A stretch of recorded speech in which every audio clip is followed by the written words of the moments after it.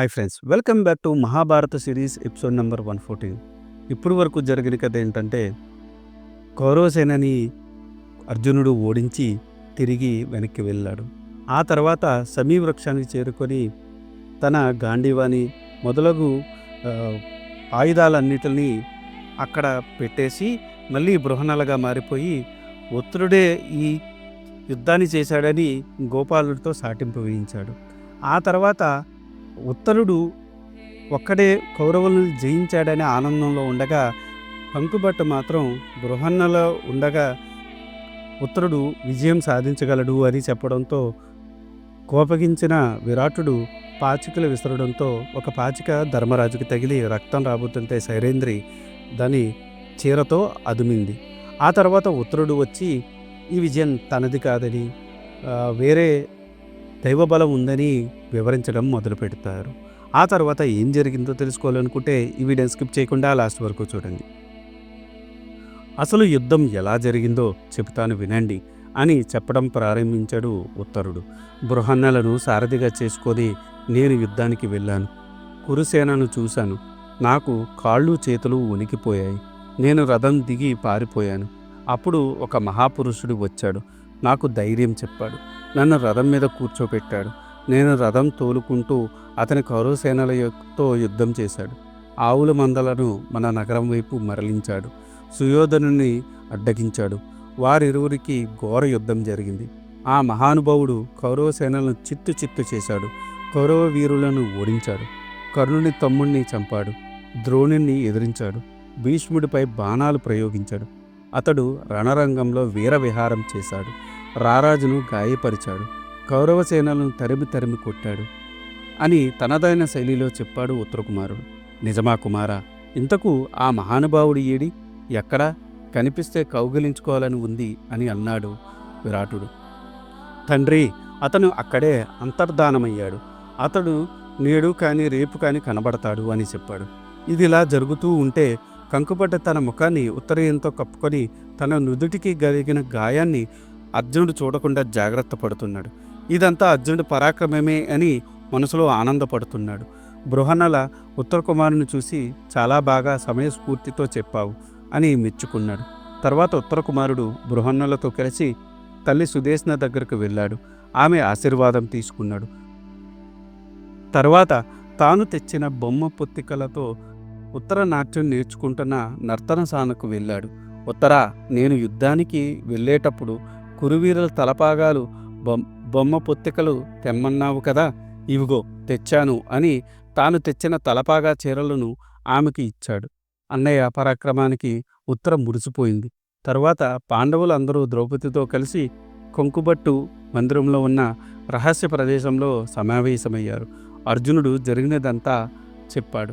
తర్వాత అర్జునుడు భీముణ్ణి చూసి, అన్నయ్య, ఎందుకు నా వైపు చూడడం లేదు అని అడిగాడు. ఇంకా దాచడం కుదరదని ధర్మరాజు ఇలా అన్నాడు. ఏమీ లేదు అర్జున. విరాటుడు తన కుమారుని పరాక్రమను పొగుడుతూ ఉంటే నేను మహాబలశాలి బృహన్నల ఉండగా ఉత్తర కుమారుణ్ణి జయించడంలో గొప్ప ఏమున్నది అని అన్నాను. ఆ మాటలకు కోపించి నా ముందు ఒక పేడిని పొగుడుతావా అంటూ వివేకహీనుడే విరాటుడు పాచికలు విసిరాడు. చిన్న దెబ్బ తగిలింది అని అన్నాడు. ఆ మాటలకు భీముడు ఉగ్రుడై ఇప్పుడే వెళ్ళి ఆ దురాత్ముణ్ణి సకుండమంగా యమలోకానికి పంపిస్తాను అని అన్నాడు.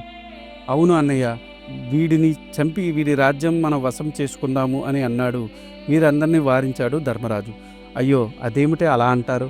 మనకు కష్టకాలంలో ఆశ్రయమిచ్చిన వాడు విరాటుడు. అతనికి మనం ఎవరో తెలియదు కదా. అతనికి మనం కృతజ్ఞత చూపాలి, కానీ చంపకూడదు. ఇప్పుడు మనం ఎవరమో తెలియచేద్దాము. అప్పుడు కూడా గర్వంగా మాట్లాడితే అప్పుడు చూద్దాము అని అన్నాడు. మరునాడు పాండవులు ద్రౌపది ఉదయమే మంగళ స్నానములు ఆచరించి తమ తమ యథార్థ రూపాలతో అలంకరించుకొని ధవళ వస్త్రములు ధరించి రాజకుమారులకు ఉచితమైన ఆభరణములు ధరించి విరాట్రాజు కొలువుకూటమునకు వెళ్ళారు. అప్పుడు ధర్మరాజు విరాటుడిని సింహాసనము మీద కూర్చున్నాడు. విరాటుడు యథాప్రకారము కొలువుకూటమునకు వచ్చాడు. తన సింహాసనము మీద కంకుబట్టును చూశాడు. కోపం పట్టలేకపోయాడు. ఏమిటికిది కంక? నీవు ఉన్మాదుని వలె ఉన్నావు. ఏమాత్రం భయం లేకుండా మా సింహాసనం మీద కూర్చున్నావు. నేను వచ్చిన దిక్కుండా గర్వంతో అహంకారంతో అలాగే కూర్చున్నావు అని అడిగాడు.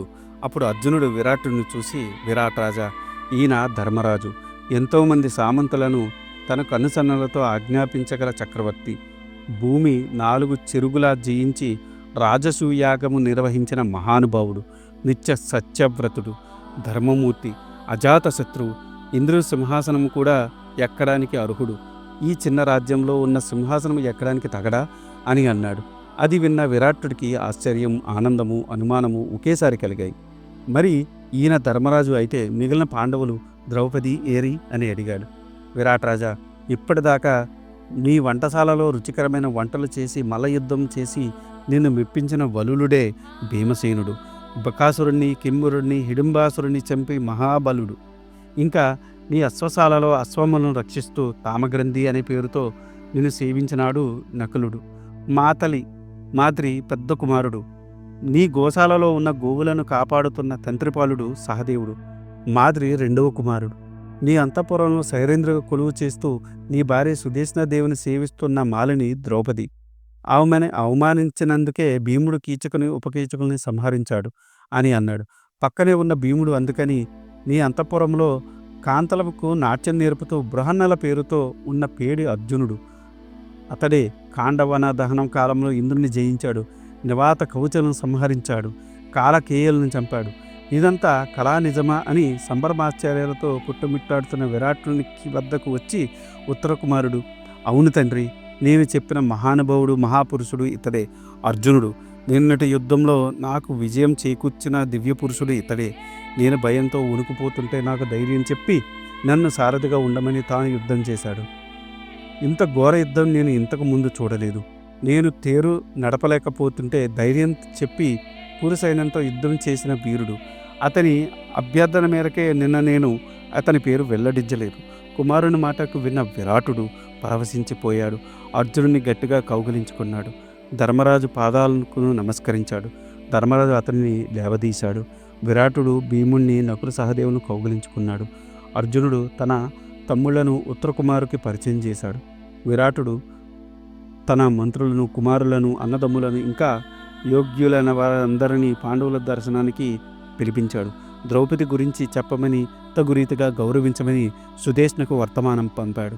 అర్జునుడు విరాటుడిని చూసి, రాజా, చాలా దుస్తరమైన అజ్ఞాతవాసము 1 సంవత్సరము నిర్భయంగా మీ కుటుంబ సభ్యుల మాదిరి గడిపాము. ఇదేమిటి అర్జున, నేను పరాయివాడినా? అలా మాట్లాడుకు. మీరు అరణ్యవాసంలో నానా అవస్థలు పడి అజ్ఞాతవాసముకు నా రాజ్యంలో గడపడం నా పూర్వజన్మ సుకృతంగా భావిస్తున్నాను. ఇంక మీదట ఈ మత్స్య దేశం మీది. మేమందరం మిమ్మల్ని సేవించుకుంటాము. కౌరవుల మీదకు దండెత్తాల్సి వస్తే నేను కూడా సాయం చేస్తాను అని అన్నాడు. అదేమిటి తండ్రి, మనకంటూ ఒక రాజ్యం ఉంది, చెప్పండి. నిన్ను రక్షించి మన రాజ్యాన్ని రక్షించిన వాళ్ళు వీరు కారా? ఇది వీరి రాజ్యం. వారి రాజ్యం వారికి ఇవ్వడం ఏమిటి ఇంత కాకపోతే? పైగా ఇంతకాలము వీరు నివురుగప్పిన నిప్పు వలె మన దగ్గర అణిగిమణిగి ఉన్నారు. మనం కూడా వారిని అనకూడని మాటలు అన్నాము. ఇప్పుడు వీరిని క్షమాపణ కోరడం మన ధర్మం. పైగా ఇందాక నేను చెప్పినట్టు ఈ రాజ్యం, ధనం, సంపద అంతా వీరిదే. కాబట్టి మనం వీరికి కొత్త కానుక ఇవ్వాలి. తండ్రి, వెంటనే ఉత్తర కుమారుణ్ణి తీసుకురమ్మని చెప్పి ఆయన విరాటుడితో చెప్పాడు. వెంటనే ఉత్తర కుమారిని తీసుకుని రమ్మని మంత్రులకు ఆజ్ఞాపించాడు విరాటుడు. వారు వెంటనే వెళ్ళి సుదేష్ణాదేవి అనుమతితో ఉత్తరను సకలాంకర భూషితరాలని చేసి తీసుకుని వచ్చారు. మహాలక్ష్మీదేవిలాగా వస్తున్న ఉత్తరకు తండ్రి విరాటుడు ఎదురు వెళ్ళి ఆమెను సాదరంగా ధర్మరాజు ఎదురుగా తీసుకొని వచ్చాడు. ధర్మజ, అజ్ఞాతంలో నీ పట్ల నేను చేసిన అపరాధములన్నింటినీ క్షమించమని ప్రార్థిస్తున్నాను. నా కుమార్తెను అర్జునుడికిచ్చి వివాహం చెయ్యండి. మా అందరికీ సమ్మతమే. మీతో బంధుత్వం మాకు ఎంతో శ్రేయోదాయకం అని అన్నాడు విరాటుడు. అర్జునుడు ధర్మరాజు వంక చూశాడు. అన్నగారి అనుమతితో అర్జునుడు విరాటుడితో, విరాటా, నేను ఉత్తరకు గురువుని, నాట్యం నేర్పాను. గురువు తండ్రితో సమానం కాబట్టి ఈమెను నా కోడలిగా స్వీకరిస్తాను. నా కుమారుడు అభిమన్యుడికిచ్చి వివాహం చెయ్యండి. అభిమన్యుడు శ్రీకృష్ణుడి మేనల్లుడు, సుభద్ర కుమారుడు, అమితమైన బాహుబలం, పరాక్రమం కలవాడు, అత్యంత సౌందర్యవంతుడు, ఉదారుడు, ఆర్యులకు సమ్మతుడు, వైద్య వైభవం కలవాడు అని తన కుమారుడు గుణగణాలు వివరించాడు. ఆ మాటలకు విరాటుడు సంతోషించాడు. అర్జున, నీతో వియ్యమందడం కన్నా నాకు కావలసిందేముంది? అన్నగారు ధర్మరాజు కార్యము నిశ్చయం చేస్తే మేము ఆచరిస్తాము. దానికి ధర్మరాజు, అర్జునుడు మాట్లాడింది ఎంతో ఉచితంగా ఉన్నది. ఇది నాకు సమ్మతమే. వెంటనే మన బంధుమిత్రులకు ఈ వార్త తెలియజేయండి అని అన్నాడు ధర్మరాజు. ధర్మరాజా, మీ కురువంశంతో సంబంధం కలపడం వలన మా మత్స్యవంశం పావనమైంది అని పలికి ధర్మజ భీమార్జున నకుల సహదేవులకు తన కుమార్తె ఉత్తర చేత ప్రమాణం చేయించాడు. వారు ఆమెను మనసారా దీవించారు. ఉత్తర కుమారి చెల్లెల్కత్తెలతో అంతఃపురానికి వెళ్ళింది. వెంటనే పురోహితులను పిలిపించి ముహూర్తముని నిర్ణయించేశారు. ఇరుపక్షాల వారికి పెళ్లికి రావాల్సిందిగా ఆహ్వానాలు పంపారు. ధర్మరాజు విరాటుడిని చూసి, విరాట, నీవు మాకు మా అజ్ఞాతవాస కాలంలో ఆశ్రయమిచ్చి మమ్మల్ని కాపాడావు. మాకు శ్రీకృష్ణుడు ఒకటి, నువ్వు ఒకటి కాదు, ఇరువురు మాకు సమానమే అంటే విరాటుని కౌగిలించుకొని తన అభినందనలు తెలిపాడు. ఇది ఈనాటి వీడియో. ఆ తర్వాత ఏం జరిగిందో తెలుసుకోవాలనుకుంటే మీరు నా నెక్స్ట్ వీడియో కోసం వెయిట్ చేయాల్సిందే. దానికన్నా ముందు నాదొక చిన్న రిక్వెస్ట్. నేను చేసే ఈ మహాభారత సిరీస్ వ్యాస భారతం నుండి కవిత్రయం అంటే నన్నయ్య గారు, తిక్కన గారు, ఎర్రాప్రగడ గారు తెలుగులోకి అనువదించారు. అదే ఈ మహాభారతాన్ని నేను మీకు యథాతథంగా అందించాలనే సదుద్దేశంతో ఈ వీడియోలు చేస్తున్నాను. ఏ జనరేటెడ్ ఇమేజెస్తో వీడియోస్ చేయడం కొంచెం కష్టతరమైన విషయం అయినప్పటికీ మన సనాతన ధర్మంలో ఉన్న మంచిని చెప్పాలనే ఉద్దేశంతో పూర్తి కథని ఈ వీడియోల రూపంలో అందించడం జరుగుతుంది. అందుకని మీలాంటి వారి సపోర్ట్ నాకెంతో ముఖ్యం. మీరు నన్ను సపోర్ట్ చేయాలనుకుంటే జస్ట్ మీ అభిప్రాయాన్ని కమెంట్ల రూపంలో తెలియచేస్తూ, లైక్ చేస్తూ, 10 మందికి షేర్ చేస్తూ మన ధర్మాన్ని 10 మందికి అందేలా చేయాలని కోరుకుంటున్నాను. ఈ వీడియో కనుక మీకు నచ్చితే do like, share and subscribe. Thanks for watching. జై సనాతన ధర్మం.